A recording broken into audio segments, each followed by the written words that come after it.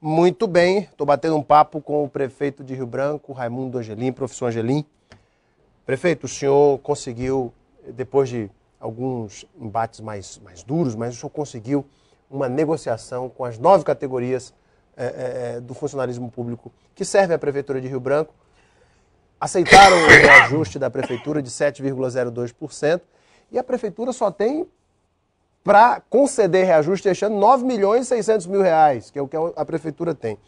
Os planos de carreira, prefeito, vão continuar sendo... As negociações já foram concluídas ou ainda estão em andamento com relação aos planos de carreira? Não, essa discussão que teve primeiramente foi sobre um reajuste, repor a inflação. Uhum. Só que em agosto de 2010, quando nós elaboramos o orçamento deste exercício, de 2011, tinha lá a previsão do governo federal, oficial, de 4,5% de inflação. Só que a inflação teve, no último semestre de 2010, uma subida, está preocupando muito o governo federal hoje. E que pode ter em 2011, uma inflação maior ainda. Então a inflação, no final do ano, foi para 5,91%. Então já houve aí um acréscimo de 4,5%, que era a nossa previsão orçamentária, para 5,91%. Só que você dando 5,91, ia ficar um nível 1, muitos servidores da prefeitura ganhando abaixo do salário mínimo, porque o salário mínimo aumentou agora para 545. Muita gente ia ficar ganhando 517. Então nós já chegamos a um valor que fez com que todo mundo, não ficasse ninguém ganhando menos do que o salário mínimo, porque por lei até é proibido. Então ficou 7,02. Só que 4% a partir de 1º de janeiro, 7,02 para o nível 1 e 2 e para os outros 4%. E a partir de final de setembro, início de outubro, os outros 3%. Para completar os 7,02. É claro que nós estamos fazendo uns ajustes internos de despesas de custeio, de manutenção, enxugando a máquina para fazer face a essas despesas. Mas nós não podemos deixar que o servidor não reponha pelo menos a inflação do período, né? E também é proibido servidor ganhar menos que o salário mínimo. Você tem uma ideia, tem 600 municípios brasileiros que estão com dificuldades seríssimas para pagar o salário mínimo aos seus servidores. Inclusive, esses 600 vão ter, inclusive, problemas seríssimos com a lei de responsabilidade fiscal. Isso no Brasil todo, de 45 mil municípios, 600 estão com dificuldades seríssimas. No Acre mesmo, tem municípios que vai ter muita dificuldade de pagar o salário mínimo no valor que foi fixado. R$545. Conversando aqui com alguns amigos jornalistas, nós comentávamos exatamente sobre... houve uma boa vontade do comando dos servidores, dos sindicalistas, em aceitar os 7,02%. Já imaginou, prefeito? Se o pessoal radicaliza, não, a gente quer os 12%. Ia complicar muito para a prefeitura. O que é que ocorre? Desde que eu assumi a prefeitura, uma coisa que não falta por nossa parte é diálogo. Eu acho que nunca se reuniu tanto com o comando de greve, com os sindicatos, do que neste ano agora. Foi exaustivo o número de reuniões. Era quase um dia sim, um dia não. E nós colocamos as contas. Aqui, tem isso aqui. Vamos trabalhar isso aqui. E não tem mais como, porque não depende de mim. Não tem condições de você oferecer além do que você tem de possibilidade concreta de realizar e executar. E foi feito isso. Teve uma minoria dos sindicatos que tentaram radicalizar, mas depois chegaram a um bom senso. Teve até gente que invadiu a prefeitura. A um bom senso, 16. Que não era necessário aquilo, porque nunca faltou diálogo com a gente, as salas estavam sempre. Você tem uma ideia, teve um dia numa reunião que tinham 6 secretários sentados ao redor da mesa com um comando de greve. Onde é que já se colocou a metade do secretariado para discutir com o comando de greve? Diretamente, né? Então isso não teve diálogo. E faz parte do processo democrático. O importante é que a gente tenha o relacionamento, o respeito e a credibilidade junto a esses sindicatos. Prefeito, recentemente eu conversei aqui com o presidente da Câmara, o vereador Juraci Nogueira, do PP, Partido Progressista, e existe aquele debate sobre o aumento do número de vereadores, porque Rio Branco agora tem 335 mil habitantes, segundo o último censo do IBGE, o censo 2010. O senhor acha que é viável, prefeito? Nós até conversávamos aqui a respeito disso. Rio Branco hoje tem 14 vereadores, o Estado tem 24 deputados, e a lei prevê que em municípios com mais de 300 mil habitantes possa haver até 23 vereadores. Como é que o senhor avalia isso, prefeito? É possível que Rio Branco tenha mais vereadores? Olha, pelo que eu tenho acompanhado, me parece que é após o nosso mandato, tipo assim, nas próximas eleições municipais. Na próxima eleição, exatamente. Eu acho um absurdo, eu sou contra, porque nas condições da Câmara hoje, com o orçamento que ela dispõe hoje, é inviável, a não ser que se reduza salários verba de gabinete, demita servidores da Câmara para poder pagar 23 servidores com o orçamento, com o tamanho do orçamento que eles têm hoje. Então, a futura Câmara, a futura legislatura vai ter dificuldades tremendas se ampliar de 14 para 23 vereadores para a manutenção da casa. Pode até chegar a 23, mas pode ampliar para 15, 16, 17, enfim. Sem O dúvida. senhor acha que... Qual seria o número ideal para Rio Branco? O senhor tem uma ideia, mais ou menos? Olha, isso não depende do que a gente pensa, é o que está na legislação, né? Da legislação, como você fala, em função do número de habitantes, né? Se vai até 23, eu acho que é o limite, até 23. Não necessariamente precisa ir até 23.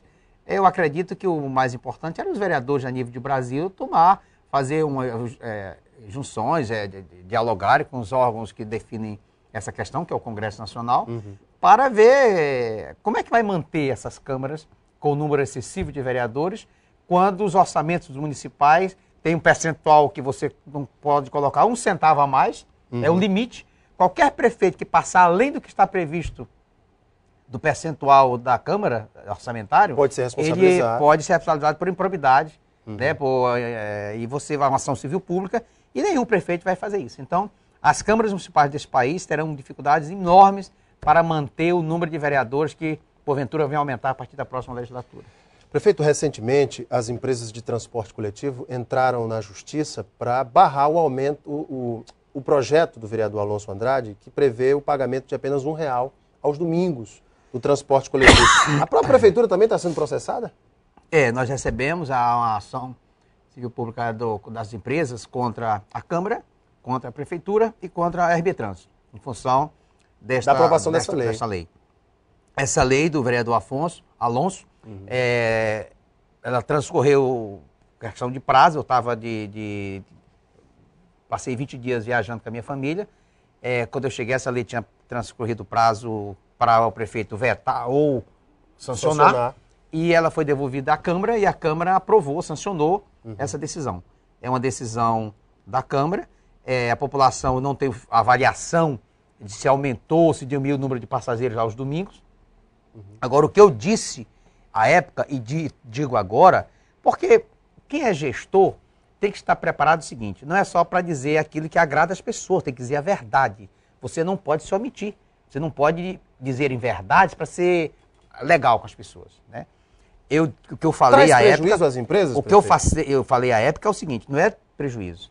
O que eu falei à época, eu vou repetir para você, é que hoje a passagem é R$2,40.